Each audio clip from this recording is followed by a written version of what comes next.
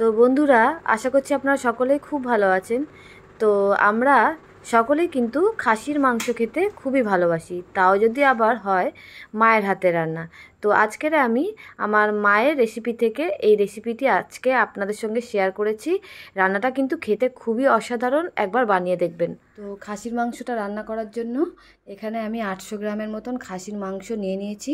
খুব ভালো করে ধুয়ে আর জল ঝরিয়ে এরকম একটা বড় গামলার মধ্যে আমি নিয়ে নিয়েছি। তো এরকম বড় গামলার মধ্যে মাংসটাকে নিলে পরে মাংসর মধ্যে যে মশলাগুলো আমি দেবো সেগুলো মাখাতে খুব সুবিধা হবে। তো কি কি মশলা আমি প্রথমে মাংসের মধ্যে দিচ্ছি সেটা একবার দেখিয়ে নিচ্ছি। তো প্রথমেই আমি দিয়ে দিচ্ছি পরিমাণ মতো নুন, 1 চামচের মতো নুন দিয়ে দিলাম, যদি লাগে পরে আবার অ্যাড করব। এবার দিয়ে দিচ্ছি হলুদটা আমি 2 চামচ দিয়ে দিচ্ছি।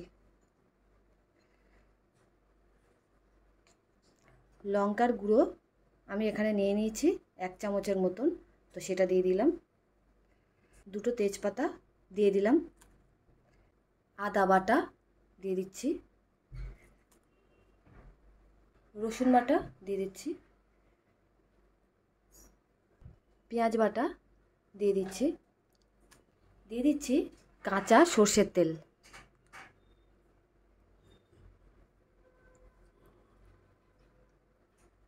আর দিয়ে দিচ্ছি টক দই। এই টক দইটা দিলে মাংসটা কিন্তু সেদ্ধ খুব ভালো মতন হবে, তো তার জন্য আমি আগে থেকে টক দইটা দিয়ে দিলাম।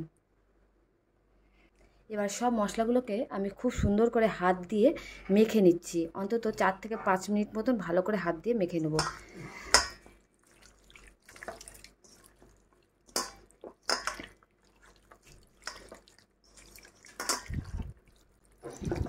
তো হাত দিয়ে এরকম আমি যখন 3-4 মিনিট মতন হাত দিয়ে ভালো করে মশলাগুলোকে ম্যারিনেট করে নিচ্ছি মাংসের সঙ্গে, তাহলে এই মাংসের মধ্যে মশলাগুলো খুব সুন্দর মতন প্রবেশ করবে আর সেদ্ধটাও কিন্তু খুব ভালোভাবে হবে। তার জন্য আমি এই হাত দিয়ে অন্তত 4-5 মিনিট মতন ভালো করে মেখে নিচ্ছি। বন্ধুরা, আপনারাও এইভাবেই এই প্রসেসটা ফলো করবেন, তাহলে কিন্তু মাংসটা খেতেও খুব টেস্টি হবে আর খুব তাড়াতাড়ি সেদ্ধ হয়ে আসবে। মাংসটা ম্যারিনেট করার পরে আমি অন্তত আধ ঘন্টা এরকমভাবেই রেখে দেবো। তো মাংসটা আমাদের ম্যারিনেট করা হয়ে গেছে। এবার আমি আধ ঘন্টা আমি এরকমভাবে রেস্টে রেখে দিচ্ছি, তারপরে আপনাদের রান্না করে দেখাচ্ছি।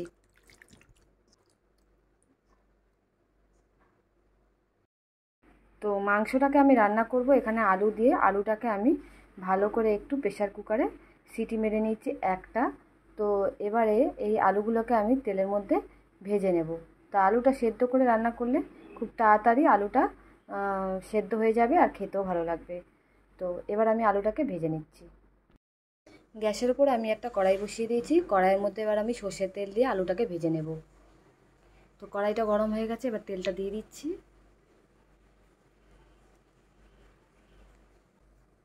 এবার আলুগুলোকে দিয়ে দিচ্ছি।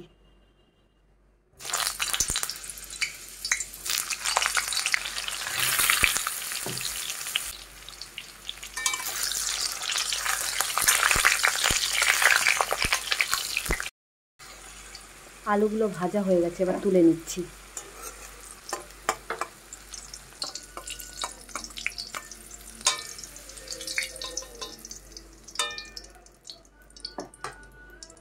এর মধ্যে আমি আর একটু তেল অ্যাড করে দিচ্ছি।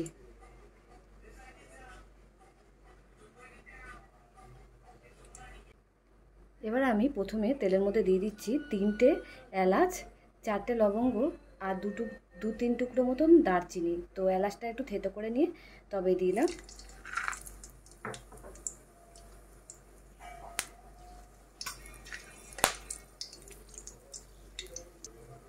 এবার 2টো বড় সাইজের পেঁয়াজ আমি কুচি করে রেখেছি, তো সেটা দিয়ে দিচ্ছি।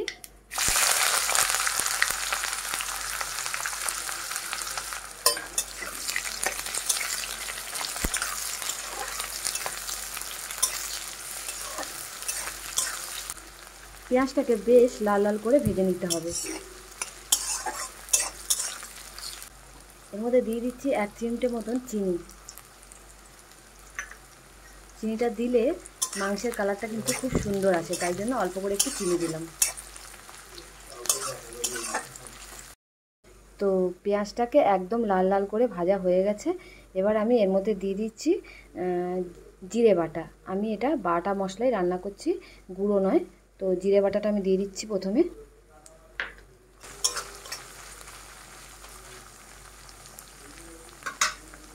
এবারে দিয়ে দিচ্ছি ধনে বাটা।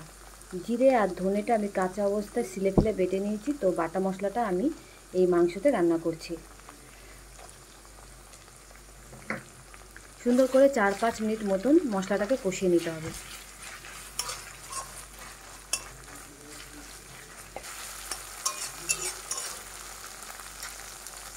তো 3-4 মিনিট মতন মশলাটাকে ভালো করে কষানো হয়ে গেছে। এবার মাংসটাকে আমি দিয়ে দিচ্ছি এই মশলার মধ্যে।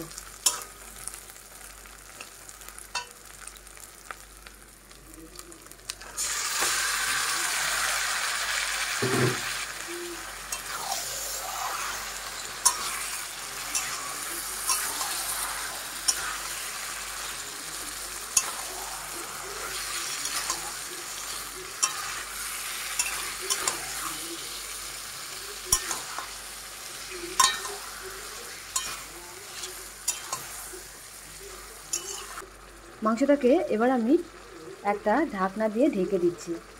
20 মিনিটের মতন ঢেকে দিচ্ছি, আর মাঝখানে মাঝখানে ভালো করে নেড়ে নেব, নাহলে কিন্তু তলায় ধরে যাবে বন্ধুরা। তো আমি 20 মিনিটের মতন একটু ঢাকনাটা দিয়ে ঢেকে দিচ্ছি মাংসটাকে, তাহলে খুব সুন্দরভাবে আমাদের মাংসটা কষে যাবে। তো এবার আমি ঢাকনাটাকে খুলে নিচ্ছি। 20 মিনিট হয়ে গেছে।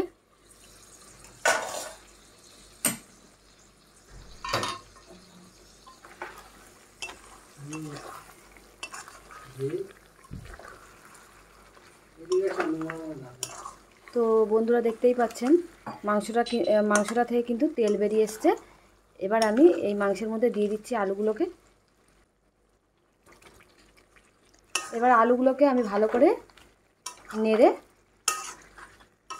ভালো করে 3-4 মিনিট মতন একটুখানি আলুগুলোর সাথে মাংসগুলোকে ভালো করে আমি নেড়ে নিচ্ছি।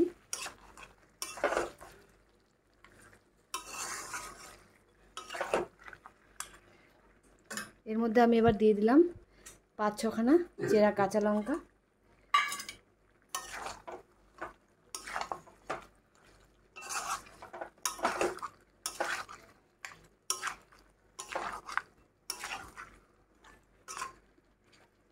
এবার আমি মাংসটাকে সেদ্ধ হওয়ার জন্য দিয়ে দেবো এর মধ্যে গরম জল।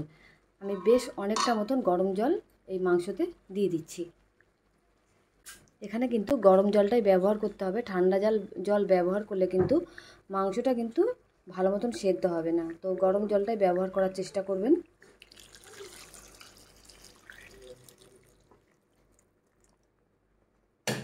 এবারে জলটা দেওয়ার পরে আমি আরও 20 মিনিট মতন ভালো করে ফুটিয়ে নেব মাংসটাকে। তো যখন জলটা টেনে আসবে, হাত দিয়ে দেখতে হবে যে মাংসটা আমাদের সেদ্ধ হয়েছে কিনা, তাহলে বুঝতে হবে মাংসটা রান্না হয়ে গেছে। তো এবার আমি স্টিমটাকে হাই করে দিলাম।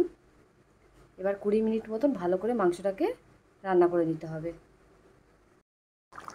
তো 20 মিনিট পরে বন্ধুরা ফিরে আসলাম।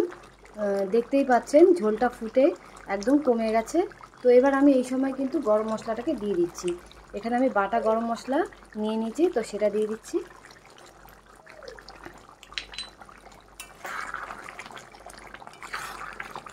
তো গরম মশলাটা দেওয়ার পরে এবার আমি 10 মিনিট মতন একটু ঢাকা দিয়ে তারপরে কিন্তু মাংসটাকে সার্ভ করব। তো আমি গ্যাসটাকে বন্ধ করে দিচ্ছি। তো বন্ধুরা দেখতেই পেলেন আমি একদম আমার মায়ের রেসিপি থেকে নিয়েছি এই রান্নাটা। ভালো লাগলে অবশ্যই বন্ধুরা আমাকে কমেন্টের মাধ্যমে